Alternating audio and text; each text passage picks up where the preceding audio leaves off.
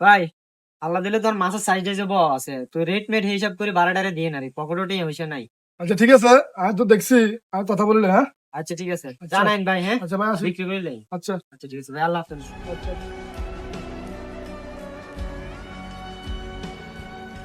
Member সাহেব, আনারে তো গয়েন। কি তো রায়হান, কি হয়েছে তোমার? মেম্বার সাহেব কিতাও না নেটা জানেন নেমে ফরিদার রাহুরের এক এক মাছ এত পাবো, এত সব বেছিলেন রান্না রান্নাকে টান মারি যাই। কিতা কস? চল।